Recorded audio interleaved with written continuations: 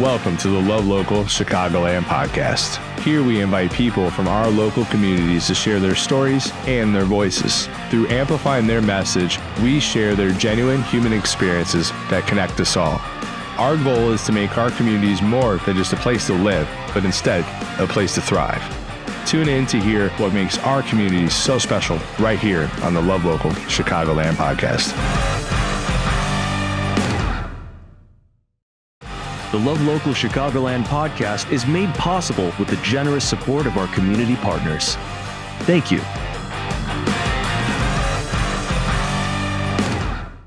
Hey, what's going on, friends? Welcome to another episode of the Love Local Chicagoland Podcast. I'm super excited today to have some friends here that have big hearts and that are doing good things with things that they've overcome and they've struggled with. My friends, we're going to be interviewing today the team of Lost Souls. They are a passionate group of local professionals that have come together to share their experiences with Alzheimer's as they've gone through life, but also come together to help raise funds for a cure and to bring more awareness to this awful disease that is hitting many of our families out there right now. And my friends, I'm super excited because they also have a podcast in this studio. And I don't think I have to say it, like we built this studio for people that have messages that want to help uplift people with things that they've struggled with. So super excited for this conversation today. But enough of me talking, I'll introduce the team and we'll go from there.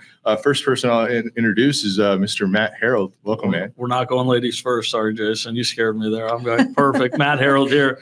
Thanks for having us. I'm with my real job, or what I do most of the time is American Family Insurance. I have an agency in Elk Grove Village and proud to be a board member and along with Kari-Ann and Lori, the board for LMJ's Lost Souls Alzheimer's Fund. So thanks for having us, and thanks for showing me the ropes of the podcast world as well. So thank you. Yeah, man, Taste of Village, you're doing a really good job too. And I mean, it didn't take long. I mean, a few episodes of podcasting, and now you're wearing a hoodie. I mean, I think we're rubbing off on you. But loving the swag for sure. Kari-Ann, can you introduce yourself? Yes. So I'm Kari-Ann Ryan. My full-time job is a marketing director for Midwest Moving and Storage and Chicago Office Movers. But I started fundraising for Alzheimer's in 2009. And, after many, many years of doing that, we started LMJ's Lost Souls at the tail end of 2022, starting our first year in 2023. So it's been a great run so far. And I feel like we have lots more to do. Beautiful. Can't wait to hear more of that story for our audience. And how about you, Lori? My name is Lori Urbaniec. I am also a board member with LMJ's, and I serve as my daytime job is Director of Strategic Marketing for Daily Herald Media Group. Beautiful. Sounds good. So I said in the beginning, but I love how you guys just came together. You guys met like at a business association, throughout the community networking.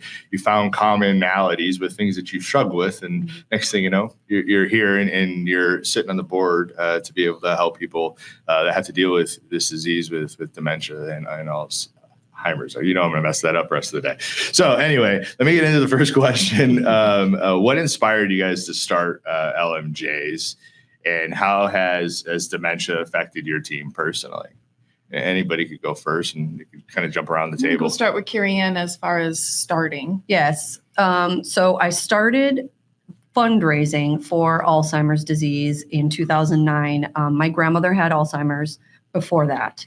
And at that point, I kind of was at a crossroads where I knew like I couldn't help her anymore. I was trying to pay her bills for her and get her to work and just kind of, manage her a little bit. And as the disease progressed, you get to a point where you realize you have zero control over what's happening, and researched and found the Alzheimer's Association and thought, oh, well, I can fundraise a little bit and make a little bit of a difference, and that might make me feel better. So it was kind of like a selfish thing. I can't help her. Let me help myself control something.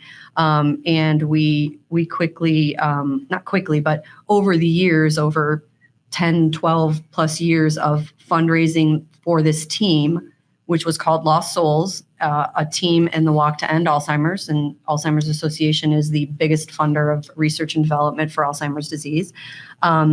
We did such a great job at the tail end of our history of that walk team. We brought in $110,000 in 1 year, and we thought, we can take this money and do a lot more with it. Not that they don't do a great job by any means. We still support them, but we wanted to take the money and do a little bit more, have a little bit more control over it again, and do a little bit more locally. So that's kind of how it got started as a nonprofit. Beautiful. I love how you're bringing it local for sure, because there's so many people that are affected by this disease. You guys know that more than me.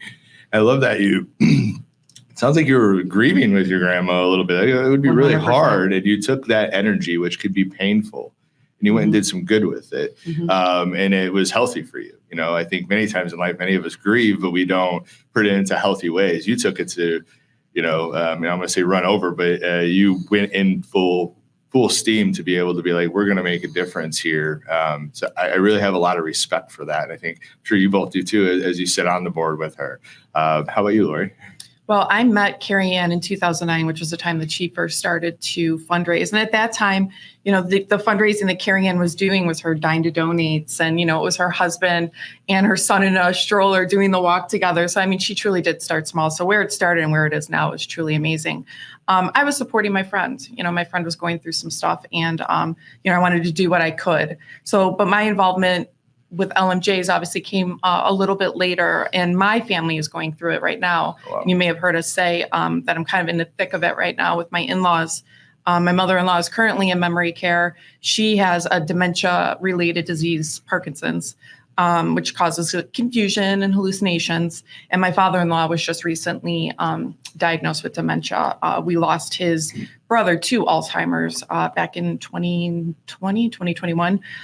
So, it has a different meaning for me now. Of course, I wanted to support my friends who were going through it and have unfortunately lost people due to it. But now it's like I'm doing it for them, and now I'm doing it for us. Yeah. So you supported your friend. You're like, I have your back. Let's go. But then it kind of hits your family, which I think it happens to a lot of families right now. This is a disease. You guys know the stats more than me, but this is a disease that's growing and evolving as we grow older, right? As a human species. So to hear that journey, and you're in it now, for one, prayers for you and your family as you go through that.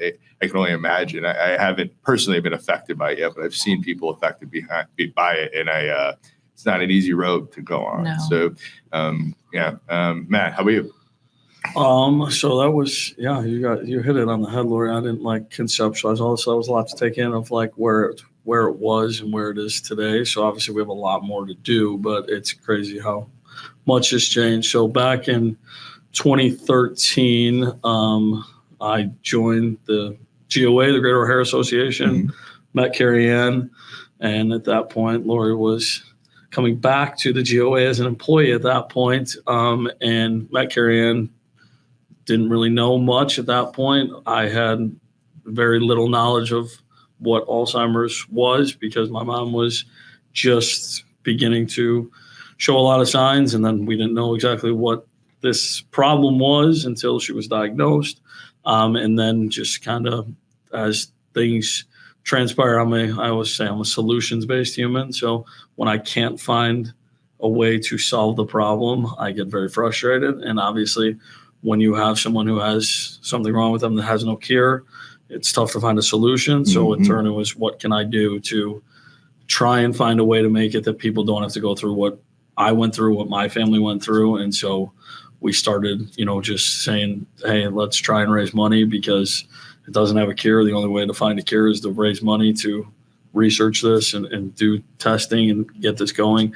So to get to where we are now, and to Kari-Ann's point, we still support the Alzheimer's Association, but we now have more that we can do with the money at a local level, but also the end goal here of finding a cure. So it's really come in a way that's really special to all of us. Obviously, Lori coming, she wanted to be part of the board, and then unfortunately kind of went really crazy as to where you're at now. And we all three have a passion that's well beyond anything that our personal story is, because our personal story is real, but we know there are so many other personal stories, and our goal is so the personal story that people have is the end of this being a cure. So it's special because we hate this disease, but we also want to make sure that we know that we are not alone, because we weren't alone in this, and now we're trying to join forces all together. You hate it, but you're going right after it with the goal of bringing more awareness to it. I don't think it's going to be any surprise to you. I believe in loving local and in bringing this, any nonprofit, but bringing this type of awareness to Alzheimer's and to dementia here in our local community. So where we can go to people that we trust, like there's a lot of like, who do we trust now? There's a lot of things going on in our world. But when I know I could go to Kari-Ann and I could be like, I need these resources, or, hey, can you point me in the right direction? Or I could go to you or to you for those things, or I could be a part of your community. You guys do a lot of fun things to be able to bring awareness to this and to bring the community together, which I think is the most important part about all this. Like, we are stronger together, and in our own communities, and with things that we struggle with, you can help people. It punched you in the teeth with losing your mom and going through that. And all of you have your own stories of that, but I can only imagine how tough that could be. But now you could carry that experience and you could go forward, and who knows, in your show, we'll talk about a little bit later with Remembering Together, you could heal people in your sleep. You could help people feel more comfortable, and you're not even going to know about it. Yeah, you might get likes here and there, but the people you don't, those silent followers, I'm really looking forward to continuing to see you guys build out your nonprofit, your fund, and also continuing to bring the awareness around it, because I think it's special but it's hard for each one of you. It's gotta be hard, especially you right now, like being in the thick of it. Like, right. It's gotta suck a little bit. It sucks. Yeah. For lack of a better way of saying it. Not only does it suck, real. Yeah, for me, but not only is my husband taking care of his parents, but in a way, I'm kind of taking care of him because he's losing his parents. Yeah. Like, he's witnessing the loss of his parents, in front of his, his eyes. I say often it's a community that you don't necessarily want to be a part of, but the more we talk about it, it's a pretty awesome community to be a part of, if that makes any sense. The more we talk about it, the more people, which is terrible to say. I mean, so many people are affected by it. It's sad. But the more we talk about it, and people are like, oh, my mom, my aunt, my uncle, my brother, whatever the case may be, we are there for them. And people have come to us and have talked to us. And we've learned so much going through the process that we are, we want to be that resource. So, it's hard, but it's nice to know that we have so many people around us, if that makes sense. Yeah. It's better when you're in it together. And even if it hasn't affected you yet, I could tell you that it hasn't affected me, but I see people that I respect out there doing the work that have taken their struggle and now are trying to do good with it. And you're like, oh, like, I want to help them. How can we help them? And what can we do? How can we be a part of your community?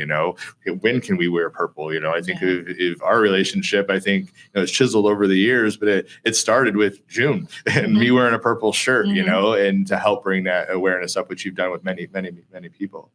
Can you guys share some of LMJ's primary goals for raising awareness and funding for dementia research? You want to do that, Matt? Absolutely. So, number one, obviously we're talking about the end goal of finding a cure, but we know that there's a lot that's going on right now that is people are being impacted because there is not a cure. So when it comes to, community and loving local, as Jason, you love to say, and I appreciate that. That's what we are trying to do. So when it comes to the community campaigns that we care deeply about, which is about people who are in facilities currently and helping those people in a way that not everyone is able to do. We don't do it by just writing a check and saying, here you go, here's to this memory care facility, you do what you want with the money. We say, give us a shopping list. What is it that your residents want? We want to make a direct impact, and being able to do that and being able to deliver those and seeing the reaction of the staff there, because I know that not many people are doing what we're doing. Is it a lot of gratitude that you're getting from it? It's almost, we call it, it's awkward because it's like shock, because most of the time it's write a check, it's done, it's over. It's a way that we can give back locally when they need something, and it can be something that I enjoy it because every facility is different. Every facility has maybe a different belief, but seeing that their music might be what they want. Another one might want things that are more for residents to touch and fidgety kind of things for them to use, or dolls because that reminds them of when they were a parent at a young age. All those things together on a local standpoint mean a lot to us. And when you can give back locally, then we can realize when this does, in the end of the day, blow up into finding a cure, we still are doing so much on a local level, number one, that means so much to us. And that's why we do events on a local level. It's nice to be able, from a community campaign standpoint, to do these things, again, locally. Yeah, there's so much power in local, and we look at like our world right now, like we're not going to change anything federally. But what we can do overall is we could support our neighbors locally. We could, and through those things, through, loving your neighbor, coming together, those types of things, coming together around a cure, the 6 degrees of separation in our community. You guys are all highly connected in the community. I don't have to tell you the power of 6 degrees of separation, but you put that with social media. And now all of a sudden you're being able to get more awareness for what you're doing, that person as a friend with you might not be directly impacted, but they might know somebody that is. So they know that, hey, I could go to Lost Souls and I could learn more. I could be a part of this community. I could take my struggle that maybe I just went through or that I'm going through, and I could come donate my time. I could donate my resources or whatever that would be, fiscally, to help find a cure, to help do that. So if we do that locally, like we could change the script, at least for us as like local community members, right? It's going to take it's out of our hands for the cure. That's not a scientist last I checked, and I don't think you are either, Matt, are you? Unfortunately, no. When we gave our donations prior to this, we knew it was going towards the greater good of research and development for the disease, but now we know exactly what campaign, so to speak, or project is going to for what we've done so far. We've been donating to Advocate Health for 2 years now, and decent sized sums that help them. Yeah. And there's an amazing doctor there, Dr. Gittleman, who runs the Memory Center, and we have been able to help with early detection for 2 years in a row. And this year we're also putting funds into a very specific trial that we know is affecting local community that have the disease or that are, coming into the disease. And that's really important to us. That was one of our main missions, especially Matt. He was like, I want to do something that, goes right into research and development. And so we've been very lucky to make that connection. We will continue that relationship. We just learned of 2 other great programs they have that we want to get involved in. And we've been talking to Ascension for 2 years to find the right program as well. They have another amazing doctor there that we know once we find the right program, we can get into their, direct funding of some kind of research trial or some form of that. So that's a really big deal for us. Mm-hmm. It may not be, $100,000 to that, but the little bits help in growing what they're trying to do and making a major difference. So that's a huge mission. It's a significant amount of money. I mean, I think we should share the amount of money. Yeah. So we donated $10,000 to Advocate Health last year for the early detection program specifically. And this year we did $10,000 to the trial and $5,000 also back to the early detection program, because that's ongoing. Yeah. So they're getting, that program into more and more doctors to utilize to help with early detection with their normal GP patients and moving them if they have to be moved over to the Memory Center. So awesome. Jason, real quick, I love what you said too. Like we're not doctors, of course. It's what we're doing here is, and can we piggyback what other people are doing, and can we have a small part and to say that, I don't know, throw it out there. If we, $200,000 later in 10 years, and that was the breakthrough that we played a part in that. And that part is, we're not going to do it ourselves. We need experts and we need people to know what they're doing, but we're doing it locally. Mm-hmm. But with the goal of, and of course, this is going to probably, when you do things locally, they're going to have to team up with people outside of the state of Illinois and potentially outside of the country even. But what we're knowing is we're giving it here to start and then letting them show us the path. And the best part is, to Kari-Ann's point, we know where it's going. And that's really cool to know. And they'll let you know it won't go anywhere else. You guys pick where you want to put your money. That's important to all of us. Yeah, it's really important. Have you guys seen it said 6 degrees of separation earlier. I'm hearing a lot of connections with you said Advocate, you said Ascension. How are the connections coming together for you guys? Are you just meeting them organically throughout the community, or are they coming to you? Somebody connected us to Advocate Health first. who was kind of at the ground roots of what we were doing and said, oh, I need to make this connection. And she's still connecting us today. The other 2 programs we found out about this week was also in part through this connection, who's also a chamber member. And that's how we all met. Somebody from the chamber introduced us to her and said, you guys got to meet. And we met, and, bam, it went from there. Obviously, we have connections with Ascension. We have fellow chamber members who have kept us involved with the doctor over there. Mm-hmm. She's actually spoke at the golf outing before for us. So yeah, we're just going to continue to work with them until we find the right program that works on that end. Right. And to talk about the memory care facilities that Matt talked about, those connections are unfortunately due to our own experiences. One of the recipients was where my mother-in-law is, and it's just those connections. So that's what we always say. If you know, if you're familiar with a memory facility, or you've worked with one, or your family member is there, let us know. We would love to do a community campaign for them. If we feel like we can give back to your family, we'd love that. Yeah, I love that. We're working with the Rotary. They gave us a grant this year. I let them pick the 3 facilities that we're funding. Mm-hmm. So there's 3 that group specifically picked for the money they, entrusted with us. Mm-hmm. We did a campaign with a Pampered Chef rep, because her husband just passed away, and we're funding his facility. So we love that we can, give back to the ones that have given to us as well. I think we'll get to a point where maybe the connections are a little bit less, or maybe not. They're just going to keep rolling in. Right now we have a list of people we're trying to give them stuff for their facility, and keep that coordinated. And an additional program that we're talking about, that we're trying to implement, you might see it in 2025, is taking that same program into home health care. There are so many people out there that are taking care of their loved ones on their own, in their house, that have no It's got to be the hardest job. I couldn't even imagine. My mom did it. It's the worst. Yeah. My mom did it for 8 to 9 years with my grandma. We all kind of helped out in the beginning when it was light, but when my grandma was bad, my mom was her 24/7 caregiver, and she had 0 training on that and 0 support. And it was a thankless job. I always said my mom's a saint for doing that.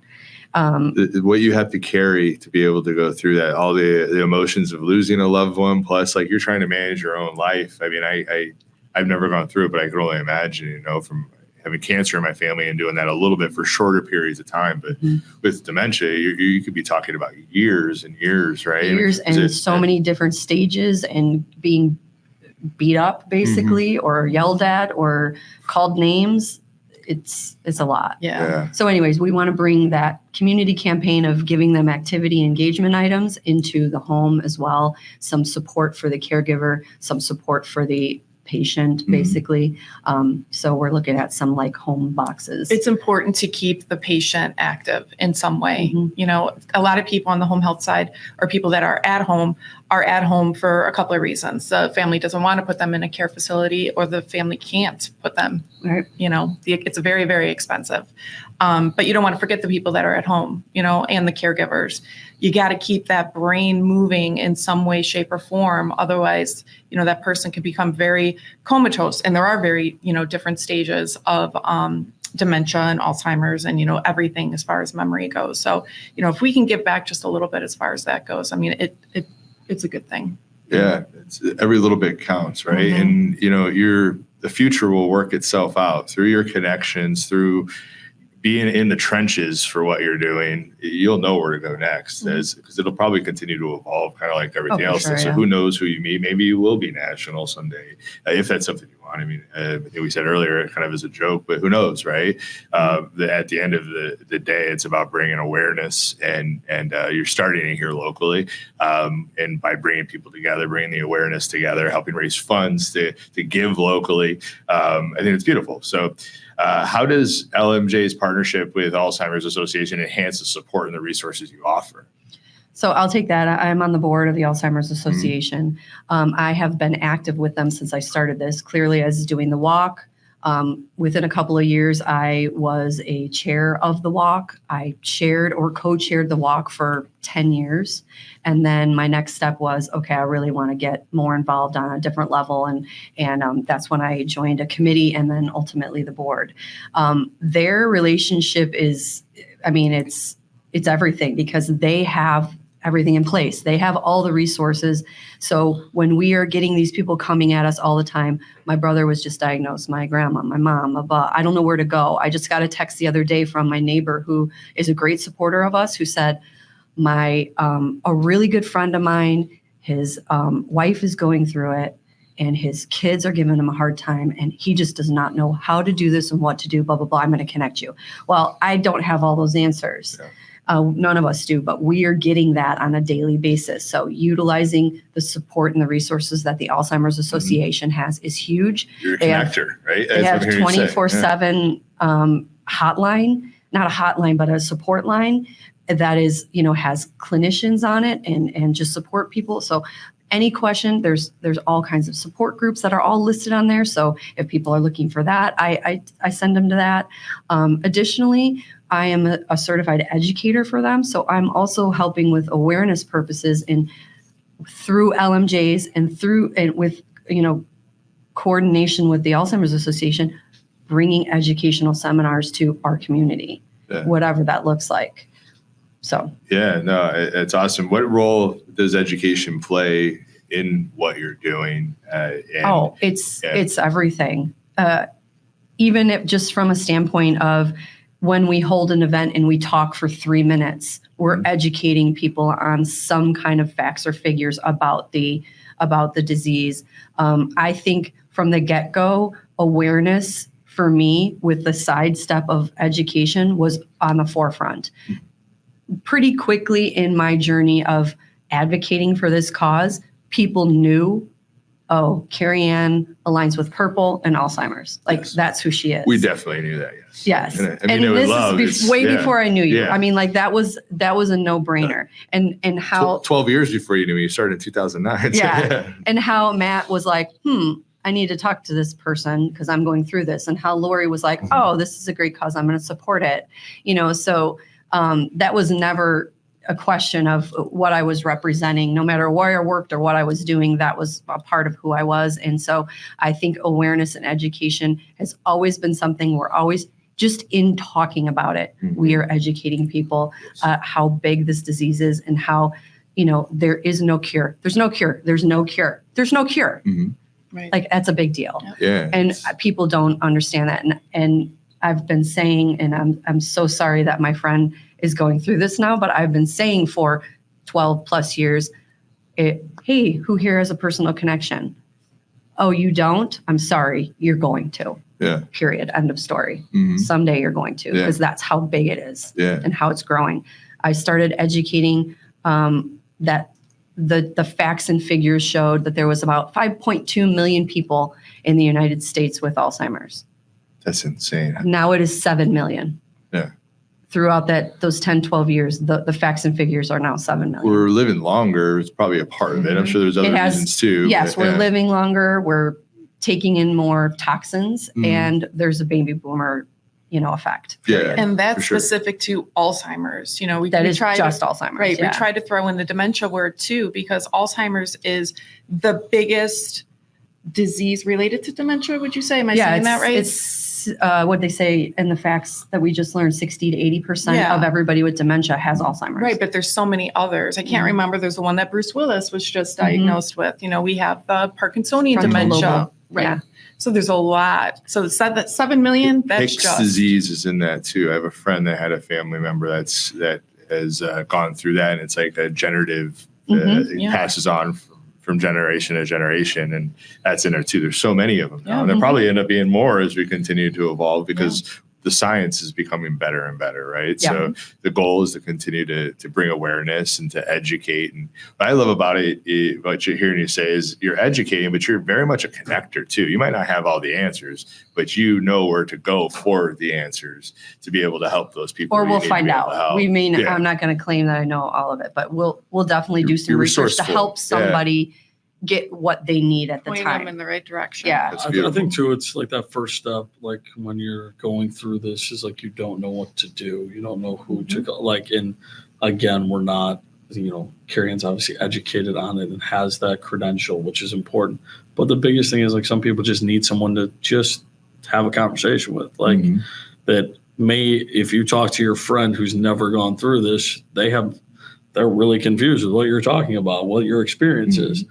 Unfortunately, like I tell people when they, just get ready, because what you're feeling now, it's only going to get worse. And I tell them that not to scare them, but so then that way they're prepared. Yeah. And I think that initial feeling is like, I can talk to somebody, when you have a connection with someone, it isn't, as Laura says, not a great connection, but it is important. I can talk to you, at least you're talking to someone who's had somewhat of an experience similar to what you are currently going through. And then from there, obviously, we can point you in the right direction with what you need. But a lot of times it's that initial, I just need somebody to talk to and tell me your story. Right. Like, I mean, and that's sometimes it can be the person who is just diagnosed. We don't want it to just be the family, but the person who was just diagnosed with Alzheimer's or dementia. We were just at a seminar earlier this week, and older gentleman came in there and thought he was at the wrong place because it was about dementia, but he was just diagnosed with dementia. And he walked in there just fine, and he sat there just fine, and he wanted to learn everything. So it's not even just about the family. It's just the progression that comes along with dementia. I mean, you could have just a couple of things that you're missing, and you're like, something's not right. And that person may be coming to you looking for a resource, point them in the right direction. Yeah, no, I think being resourceful in that, it with the mission of like, you're bringing people together, you're helping educate them, you're helping, raise awareness for it, especially right now here in our local communities. And you're bringing people together through community in different parts of the journey that they're on.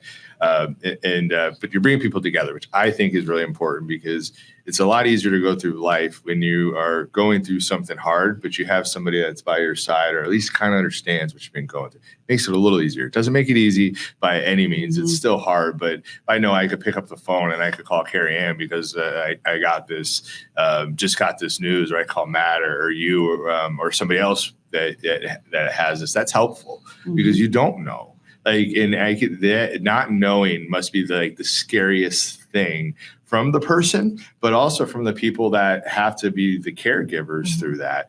Not knowing is the hardest thing to be able to know, especially we're business people. We have a lot of type A in us. That's when we can't control it, when we can't do those types of things, it's hard. So coming together helps. You guys, I feel like, are known for your events. You're known for bringing people together, having fun, and connecting people. You guys talk a little bit about your events and what your hope is with having those events. Well, all of our events are fundraising events. In 2023, we held over 15 events. In 2024, we're at 10-ish, all large and small. Some of our larger events are baseball to end alls. We have Matt started a golf outing. How many years are we at now, Matt? next year. This year was the 9th year. Yeah. So next year's going to be 10 years. Oh. So he's been doing this a long Big time, one. and anyone who's playing a golf outing knows how difficult that could be. We have tea to end alls, which is a nice afternoon tea that we host on a Saturday afternoon. But like I said, all of our events are raised around fundraising and the ultimate goal of, finding a cure for Alzheimer's. Fun. But I like them to be fun too. All caps fun. Yeah. So I mean that's Fun. Oh, let's play on words. I like this. Right? Yeah. And we're always looking for sponsors, obviously, for all of these events and people to attend and raffles. I mean, and anything and everything to create that fun atmosphere, but then also reminding people why they're there and what our ultimate, cause is and goal is. So, we love that. We love that. And I don't know if I'm missing anything, so please, you guys. I say it's a balance of when it's an event, because it's, and I love how you ended with that part of it is, yes, we want it to be fun. You're there to spend your money and have a good time. And it's the awkwardness of that, of like, there are many people that are there who have a direct connection and they are trying to have fun, but in the back of your mind, it's why are we here? So we always try and balance that. And I think that's important, but you're not going to go to something unless you're there typically from an event standpoint to have a good time. Yeah. Or to support. Or to support. Yeah. But it's really big that we do make it that it's something that you can enjoy. And we try and add things at these events that make it more than just the event. It's try to be more than just a golf outing, more than just a baseball game, more than just going out for tea. It's more than that because we enhance these events with different ideas, whether it be performers, whether it be events inside the event, all those different things to make it more enjoyable. I go to a lot of events, and I look forward to going to more events with you guys. But I think of it was at the Boomers a couple years ago. And what I feel like you all do different than many people, there's some nonprofits that do it, but you create an experience when you're out there for those events. Like you want people to have a good time and you want to bring people together, whether they're dealing with it or whether it's just a supportive role. But it's very much experience driven. It's not dry. I feel like there is fun, all caps. Yeah, right. Yeah. And an event for everyone. Right. We try to kind of Different tailor things. everything that everyone would be interested in. Not everyone is going to be a golfer, but there might be a nice little group of ladies that want to come out and have some afternoon tea. So it's just introducing us to different audiences as well. And you're doing bingo here. I think we're going to post this on the 8th, but the 7th you'll be doing bingo at Golden Brunch, right? Yep. Where you said like families and stuff could come too. So. Yeah. It's not just it's not an adult bingo, so we want it to be open to whomever, but the events. Adult bingo. That's like I don't know what that is, but maybe you'll see that in 2025. There is like that. I've seen it where like there's crazy music and there's lights and that. I've seen that. I have too. Yes. The DJ. We That happens after 9. We also like to evaluate LMJ after hours. the event. We like to evaluate the event and figure out like what are we doing different next year to keep that enhanced, and are we going to do it next year, or are we going to put that one on hold and do it again another time? So some events you may see come and go. But we're always trying to, I guess, uphold that opinion that you have is an experience. And maybe we don't say that, but in the back of our minds, we definitely like to put on a good event. Yeah, I know each of you, and you guys don't want you don't want to do anything that's like less than. Like if you're going to do something, you're going to do something. And I mean that with was respect. a very mature way to say half. I know. Yes. Yeah. There's other words I could have used, but I get it. I have some of that in me. Like you're not. Let's say it half-assed. You're going all in on it, right? Yeah. That's what you wanted me to say. Absolutely, Jason. Thank you. As the host, you're allowed to say that. Yeah, so thank exactly. you. Especially on this show, people are used to it. But you're bringing people together, educating people, your resources, and now you're hitting the airwaves. And you've been doing a really good job on your marketing in general on these social platforms. And now you have another tool in your tool belt with podcasting. You recently started Remembering Together podcast. Can you talk to me a little bit about the Remembering Together podcast and why you're doing it? Yeah. I mean, I think of course, we want to, when it comes to getting the word out, using different forms. And this is obviously a different form that we have not really ever touched on. But I think can we get people to come on and talk from very different forms that doesn't have to have a direct impact on Alzheimer's. It can have an indirect impact, which is very important, but it allows people to have the opportunity to talk about what they can do to help the community, and also people who are experiencing more direct experiences of Alzheimer's and dementia. So it's it's different. It's not, just about your business, and it's not just about Alzheimer's. There's a blend together where we're going to have people who have a family member who went through it, is currently going through it.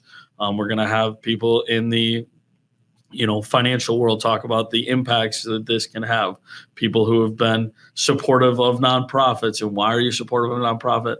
All different kinds of ranges to give the listener the opportunity to say, this is really something I had no idea about, or this is really interesting. Maybe I should talk to my company about this, or the other side of I am going through this, or I'm on the fence. Is my family member potentially have something going on? And now this allowed me to kind of break down a little bit and reach out to somebody to ask for a little bit more guidance.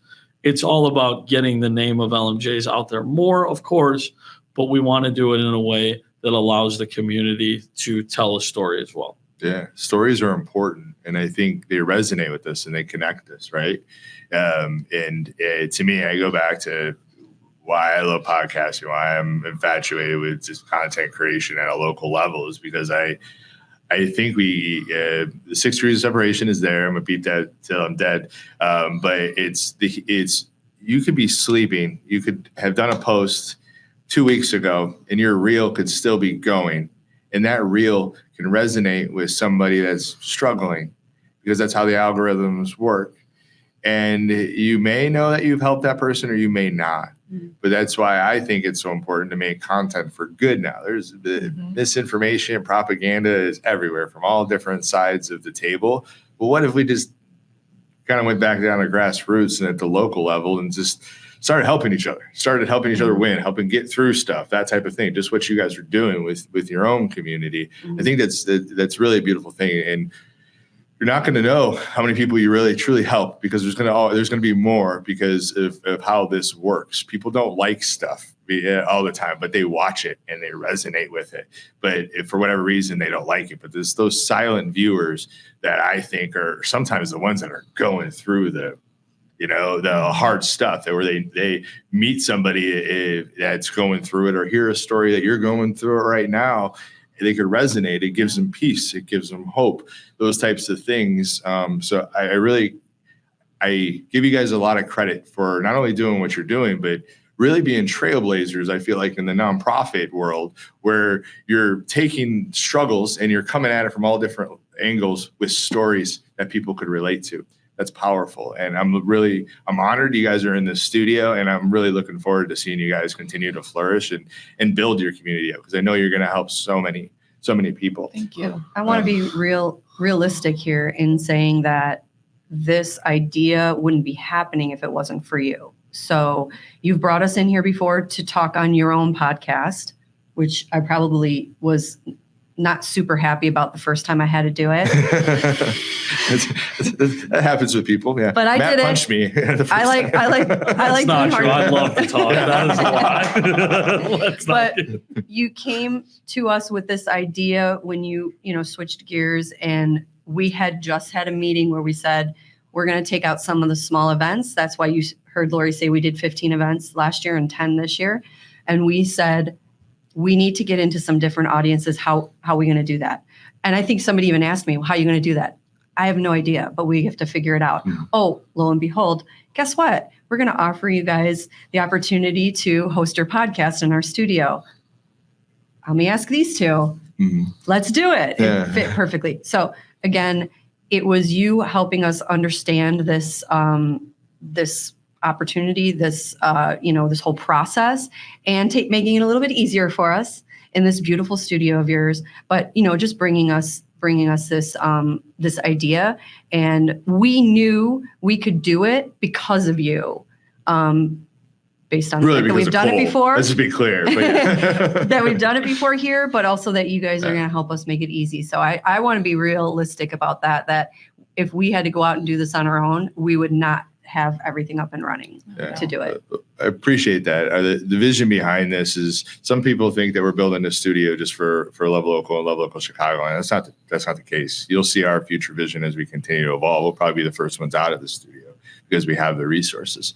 It's about building a studio in a place where people who come there are doing the work to get their message out there. And we're really passionate about helping nonprofits at a low rate, because we think your message matters.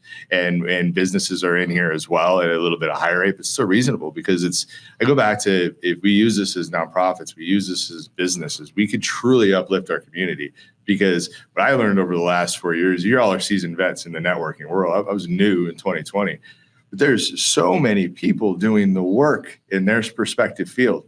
Imagine if we could get that message out there. Mm-hmm. And if more and more people know about it, what type of impact can we make? What type of money can we raise? What type of education can we give to the community to help our neighbors live better lives? Because life sucks and it's hard, and it hits us all in different places. So I'm excited for you guys. I appreciate those kind words. And I feel like we're just getting started. And I feel like the same way for you guys. Mm-hmm. I'm excited. We get to see your journey firsthand. And I know Cole and Deanna and the rest of our team, I feel the same way. If people want to find Remembering Together, this is the first time you're going to have to answer this question, so I could help guide you along. Okay. Where can people go find Remembering Together? Cole, You can reach out to can you help me? You can reach I got out to you. Cole or Jason, and I will help you guys with this. My friends are at everywhere podcasts are found for the most part. So Spotify, Apple, they'll be on YouTube as well, which I think is a great place to be able to watch podcasts as you continue to go, especially with the video aspect. It really humanizes what we're doing. Are you guys going anywhere else? I know you're finalizing the setup. So it'll be at Remembering Together. And of course, we'll have links from our website, which is lostsoulsandalls.org. But as far as I know, the ones you hit are the ones we know for sure right now. This is all so new to us. So Yeah, I think that's the best places to be. So if you're following our lead, which you are, I think that'll be where you start. And some people are growing from there, but great places to be able to start build a community. Were you going to say something? yes, Matt? to piggyback what Kari-Ann said, obviously I got voluntold that I was going to be hosting this, and without all the three of you, including Cole, including your team, when it comes to, I just get to host it. You're doing so much work behind the scenes. You're doing so much work behind the scenes to help make this happen. And the expertise that you have given me along with Cole, I appreciate that. So to your community, if you want to get involved more, Jason, and the people you have together have been beyond helpful. I am most excited because you talked about silent viewers, silent followers. I know I have a lot of silent haters, so I'm excited about the silent viewers and followers. But in all seriousness, beyond appreciative of all the help you've given me. And the hardest part of your job is to listen and talk less, because I really struggle with that. So this has been a great experience. It's an art that I'm still learning, my friend. But I appreciate the kind of words. We're in this together. Like we want to make our community stronger, right? You know, the world's a hot mess right now. We can't control a lot of that, but we can control here. You know, we talked about the chambers. We talked about other ways we're connected in the community. We can, if we all go and if we get more of us going in that right direction, we can make a stronger tomorrow.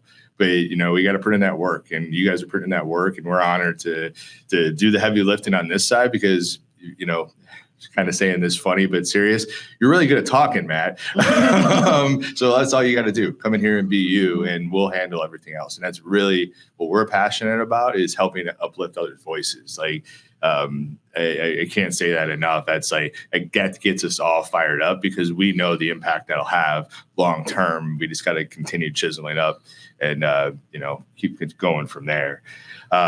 So people are going to go download the Remembering Together podcast, which I'm excited about. As we get ready to close this podcast, what advice do you have for caregivers and families supporting loved ones, based on your experience, that are going through Alzheimer's? You know, I answered this question in what you'll see in our first podcast. For me, the only advice, the first thing that comes to mind is just to have patience. It's hard. Have patience for the person, have patience with yourself. Everybody's journey is just going to be different. You're going to go through a lot of emotions. Don't be afraid to ask for help. No question is a dumb question. And come to us if they need anything. Beautiful. Yep. Yeah. Patience is it. That's the biggest one. And also gear up for a really hard journey. No matter what the journey looks like Matt said earlier, we tell people it's only going to get worse. It doesn't get better. So you really do have to be prepared to go through some stuff that's not fun. Yeah. And I think that's really good advice. With it kind of triggered something for me. Like, you're people that get put into caregiver roles. I'm just going to go outside of your guys' focus, but caregivers in general is very, very demanding, especially if something like this, where the person might not understand or might not remember you. I don't even know all of the things that could come up within that. But I think about self-care. What advice within the caregiving would you give to the people that are doing that work to make sure that they take care of themselves first? I mean, you have to take time for yourself. It's so easy for us to say as outsiders. When Sure. you're in the middle of it, you just don't do it. No. So You grind through that it, could be yeah. a million different things. It depends on the person, but you literally have to. I think there's a term that says the sick kill the healthy, something along that lines, and because they're making them ill because they can't take care of themselves. So it's you can't take care of somebody else if you're not taking care of yourself. It is what it is, and it's a cliche, but you have And to. even just walking away for a moment or taking an afternoon. This past Monday, I had a golf outing, and I woke up to just a lot of stuff as far as family stuff goes. And I was texting one of my girlfriends. I'm like, I don't think I'm going to go. I'm going to talk to my husband, blah, blah, blah. And I said to my husband, I'm like, I don't think I'm going to go. I'm like, I'm just going to be with you today. And he's like, Lori, you got to go. He's like, you just got to go. He's like, you've taken care, you've done, there's nothing you can do today. Just go, have a good time. You deserve it. Sometimes you need a person to remind you of that. You know what I mean? I need to do the same for him too. So you probably do the same for him too, right? And you see when it's your spouse that you're dealing with, you see each other about to hit a wall before you're going to hit a wall too, right? You know each other that well, or you could be transparent with each other, go take a walk or whatever that is, right? Or take that time. I think that really, what Kari-Ann said, I said this to my dad. I remember saying this, like, I'm going to lose one of you. I can't lose both of you. So like you have to worry about yourself. It's not selfish. And then kind of piggyback on that, I look at this from like going through this infant stage and this toddler stage. People are like, oh, enjoy it because it's going to be gone. And so I say that as advice to a caregiver is enjoy the time you have because at some point it's going to be gone. And I will never forget about a week after my mom passed away, my dad saying, I just wish she would get up one more time to look for her purse for the 12th time. And that hit me in a way. It's over and it's going to be over at some point. So enjoy the moments, enjoy those small glimpses when they've completely lost everything, but they have a flashback because those are the memories that you're going to cherish forever. Yeah. Wow. Whew. It's pretty deep, man. I appreciate that realness, and I appreciate you guys very much. And I'm excited for you to continue to lead with your hearts to help raise awareness and to help find a cure with your own little part in this. So keep going. It can't be easy, especially as you manage your businesses and now a nonprofit is, we said it earlier, it's 2 full-time jobs of what you guys are doing, but you're doing it out of the goodness of your hearts. So if anyone wants to learn more about your community with Lost Souls or to find you, where can they go? Like I said, the website is lostsoulsandalls.org. We're on Facebook, same Lost Souls and Alls. We're on Instagram. We're on LinkedIn. I think that's it. And then you'll find the new podcast as we talked about earlier as well. Well, thank you all so much for today. Keep going. Keep doing the good that the world needs. My friends, go follow Lost Souls. Check them out. Good community of people that want to make a better tomorrow from their own struggles. I really think is what I'm hearing them say. So support them. Check out their events. Check out their social media. Be a part of their community, my friends. We just like I think Kari-Ann and Lori said, like, everybody's going to be impacted by this. If you haven't yet, you're going to be. It's just the time in history that we're in where this disease is running rampant as we get older. So, my friends, we're only as strong as our weakest link here in our community. So let's help uplift each other. So support local, love local, and we're stronger together. We'll see you on the next episode. Peace.